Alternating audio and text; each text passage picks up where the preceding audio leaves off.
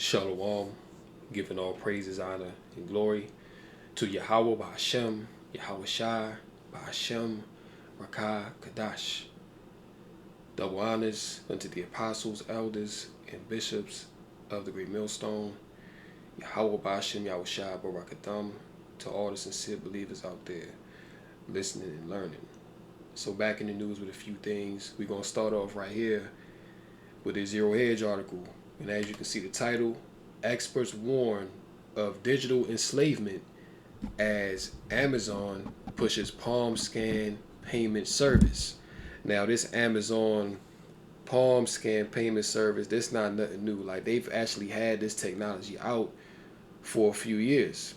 And I believe in DC they're actually requiring people at a certain location. I forget exactly where it's at, but it's at a certain Amazon Salakia Whole Foods location in which you have to scan your palm to get in. All right, but this payment system is known as the Amazon One or the Amazon Go. So what is this going into? This is going into really being a precursor to the MOTB, which is the rice grain, the insertable implantable RFID chip. That's what the mark is. See, and without it, unless you have this thing in your right hand or in your forehead, your brain, you're not going to be able to buy and sell. But the precedent, the system is already being set up for this to work on a mass scale. You see, and you know they've already rolled this thing out. I know they have it in the Whole Foods near me. You know, like I saw that last year. I was like, damn. You know, like I just walked in there one day. I don't go to Whole Foods like that, but I walked in there one day. I seen it and I was like, yeah, this thing is close. Like they about to roll this thing out real soon. You know, so the fact that experts are warning of this digital enslavement, because of course they got the CBDC getting ready to be rolled out as well. You know, the infrastructure is already set up. So it's only a matter of time before they implement some sort of major banking crisis or the grid goes down to where this is going to be the new way to buy and sell. So we'll get a little bit of it. E-commerce giant Amazon has just launched new tech that makes it far easier to sign up for its palm scanning payment service, sparking renewed concerns among privacy experts, with some warning it's another pebble in the growing rock pile of big tech enabled Orwell style digital enslavement. You know, going back to that book 1984 by George Orwell, in which it talks about a dystopian future in which humanity is pretty much enslaved to technology, you know, enslaved to robotics and things of that nature. This is what's currently going on. Amazon announced on March 28 that it had just launched a new app that lets first-time users of its Amazon One biometric payment service. Now, let's go into that word biometric real quick because we know that Klaus Schwab and the WEF, you know, they've been talking about this fourth industrial revolution, which is merging man with machine, right? Let's do this. Biometric, involving the automated recognition of individuals by means of unique physical characteristics, typically for the purposes of security, relating to or involving the application of statistical analysis to biological data. You know, so they're going to bring this thing about, you know, in the wake of Black Swan events, certain terror attacks, and they're going to say, hey, you know, we need to implement biometrics. Matter of fact, they're already saying it, but they're going to push it harder once these false flags come down. They're going to say, yeah, well, we need to get more into the biometrics because it's safer. You know, it's more of a convenience. You know, we can know your identity. We can know who's doing what at all times, you know, but it's really about control. It's really about enslaving humanity under a digital technocracy. But yeah, this fourth industrial revolution is going out full force. Uh, yeah, it says payment service sign up for it from the comfort of their home instead of having to do it at a physical store by taking a photo of a hand and uploading it to Amazon's servers. So why is this all centered around the hand? you know, this is all centered around the hand. Like, they could have put a barcode on you. They could have done anything else, but this is all about scanning with your palm. You see? Or some people, they gonna get the Neuralink, which that's gonna go inside of inside your brain, in your forehead, as it is mentioned in Revelation the 13th chapter. But look, you know, this technology is here, and these devils are about to roll it out. So we're in the midst of a great temptation. The hour of temptation is upon us. And they're making this technology more convenient so that people in mass can sign up for it, because eventually they're gonna have to. Eventually, people are gonna have to, sign up for this thing if they want to continue their, normal life in this system. But it's all a snare and a trap for those that do not fear Yahweh Bashem Yahushai. It says the benefits for users, according to Amazon, is convenience. Retailers are promised benefits from faster lines and more frictionless in-store experience. You see that? So they're throwing in perks along with this. So if you go ahead and you take this Amazon One payment, you're not gonna have to wait in lines. you know, you're gonna be able to just pick things up and just walk out the store without having to pull out your wallet. So this is a thing of convenience for the user. That's how they're selling it. Says Amazon, whose palm scanners are found in numerous retail locations across the country and have been used over 8 million times. When Amazon first announced in 2020 that it was rolling out its biometric payment service, a number of privacy experts sounded the alarm. See, so at the beginning of the pandemic, this is when they announced that they were going to move forward with this new idea, that they were going to move forward with this fourth industrial revolution agenda. But now it's at the point where they're ready to implement this thing nationwide, worldwide, as a matter of fact. You're sounding the alarm, with some calling it a terrible idea, because there are few laws to hold big tech accountable for keeping Americans' sensitive personal information safe, or from preventing them from selling it to others or abusing it in other ways. So this is just an update on this technology. This thing is about to be rolled out. We can move on here. Hyperinflation. And we know this since there has been a tax on the infrastructure, that the price of everything is going up. You see gas is going back up. The cost of food is crazy. Then it's going to come a point where the government is going to get shut down. The government subsidies are going to stop. People going to be out here hurting and crying. So let's check this out. $10. This just cost me $10. It's not even wine yet. It's just the regular old grapes. This is one sitting. My 3 children will eat this in one sitting. Is there a commissioner? Is there somebody that I could call for the price of grapes? I mean, it's not even alcohol yet. Hyperinflation. It's in its fruit form. Hyperinflation. Why is this so damn expensive? Hyperinflation.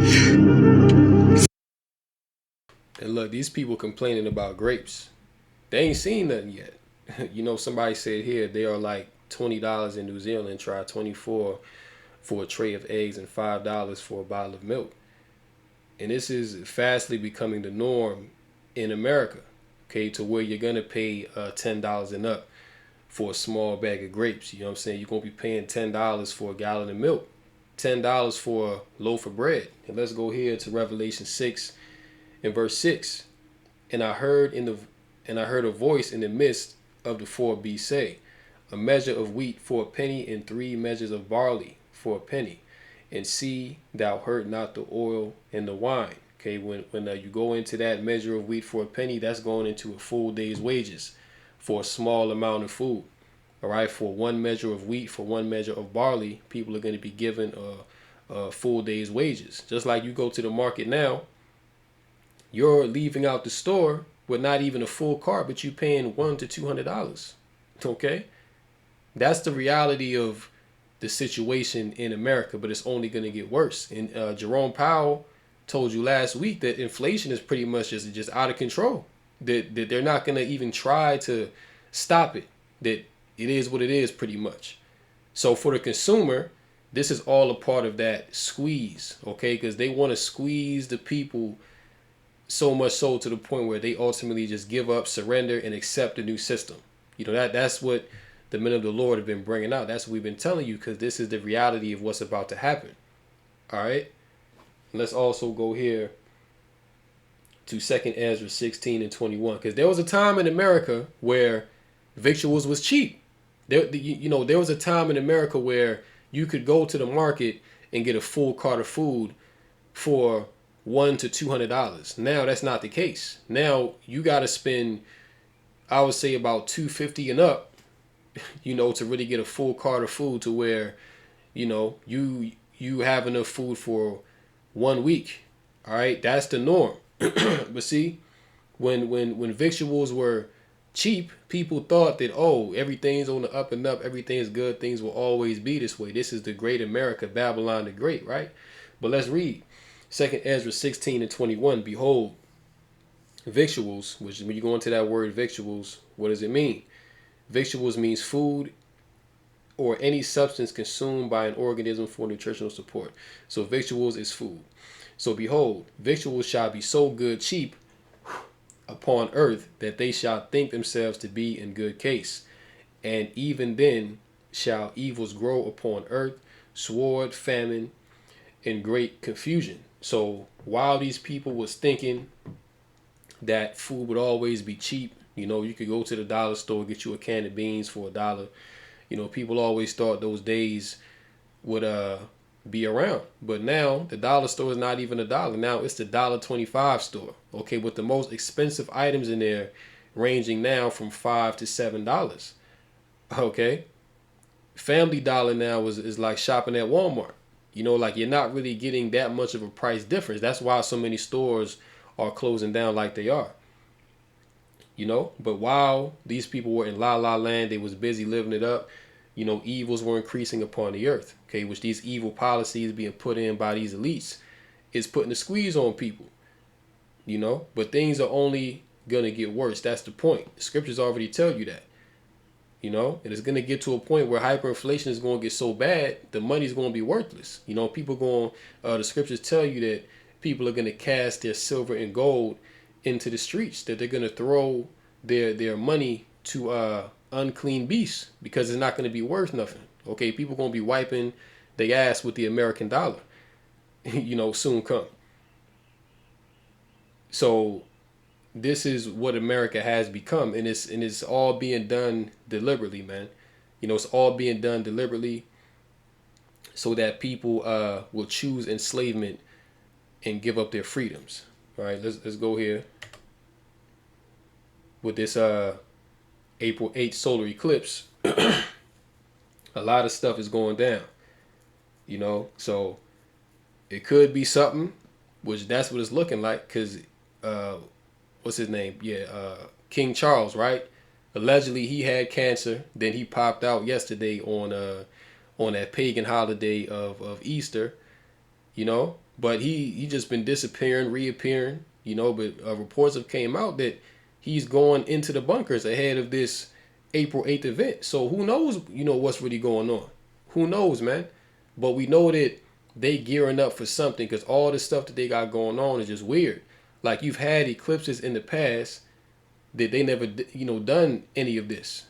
But they're aware, just like we're aware, that this eclipse coming on April 8th is going to draw an X combined with the 2017 eclipse over the whole of America. So they are watching these heavenly signs, and they know that the time is coming for America to fall and be judged. But before that happens, the devil, he's going to be, he's going to come down with great wrath. So let's look at this. Oh my God, you guys.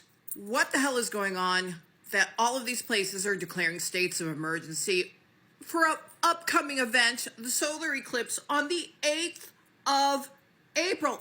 When in the history of our lives have they called state of emergency for an eclipse? It's not just happening in Niagara Falls, it's also happening in Texas, Indiana, all over the place. All over the place. And not only that, you've got to listen to this guy. Okay, this is Indiana.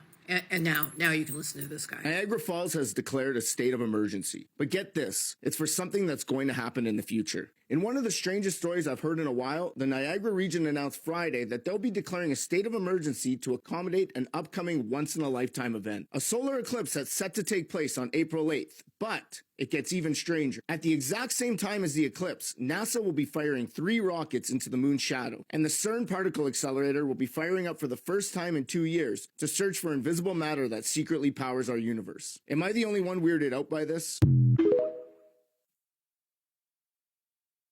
What the F is happening, you guys? They have CERN, they have NASA, they have all of these things happening. They're not telling us anything. People are disappearing, going on vacation, getting cancer, disappearing. All of these famous people are no longer around, and now we have all this information just for an upcoming solar eclipse. We've had these before, and this type of thing has never happened. Oh my God, what do you think? Let's discuss this. Yeah, TikTok, this is for entertainment purposes only. It's crazy, but, based on all the things that, like, these devils are crazy, man. Like, they gonna shoot off 3 rockets into the moon when this eclipse goes down. Like, what's going on with that? But the bottom line is, we know that Esau's on the way out. Esau knows he's on the way out. Okay, so he's just about to start doing a whole bunch of wild shit. You know what I'm saying? He's just about to, just throw everything and the kitchen sink. Start shooting half-court threes, man, because he's at a, he's at the end of the road and he's desperate.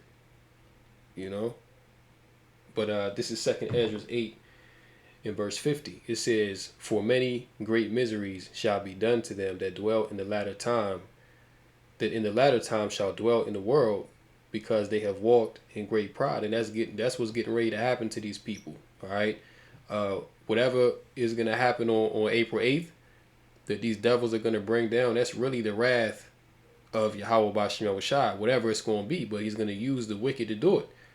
But that's what's coming upon the land is great misery, sorrow, mournings. Okay, the scriptures tell you that this is the beginning of sorrows. So, we already came out of the Pesach, the Passover, so things is really about to start heating up. And all this year, and unto this point, it's been hot. Prophecy has been hot this year. January, February, March, April, no doubt, things gonna heat up even more. You see? But yeah, great miseries are upon the earth, and it's really for these people's judgment because they've walked in great pride. Okay, these people don't regard Yahweh B'Shem Shai. They don't regard the prophets. They don't respect the word. You see, but they are going to respect the word when it's withdrawn. Okay, when the devil cuts it off, man, when really Yahweh B'Shem Shai cuts off the word. Okay, then they're going to seek a vision. They're going to desire to know so that they can save themselves, but it's going to be too late. It's going to be too late, man. That's why the scriptures say to seek ye the Lord while he may be found. But yeah, we are in that time of great misery, and people ain't seen nothing yet. I'll just say that, man. People ain't seen nothing yet. We can close out here. NBC News, GOP rep Tim Walberg suggests Gaza should be handled like Nagasaki and Hiroshima. Yo, these devils are wild. For him to come out and say that right there just solidifies, man, that Esau, he's truly that man of sin. Because why, let's just say that there was a ICBM nuclear missile to hit Gaza. Well, guess what? Israel will be taken out too. Pretty much that whole so-called Middle East region, which is really Western Asia, that whole region would be done if an ICBM landed over there. You know, but he's calling for nuclear war basically to go to Gaza. And it's already a bloodbath over there, man. Like, them people is going through famine. Look at this. Them people over there going through famine. You know, their infrastructure is completely demolished. You know, population has been severely decreased. You see, war has pretty much become everyday reality for them. But this is fulfilling biblical prophecy. You know, this is all leading up to the valley of Yahweh or Jehoshaphat. All right, to where all these nations are going to be gathered together in that so-called Middle East region to do war.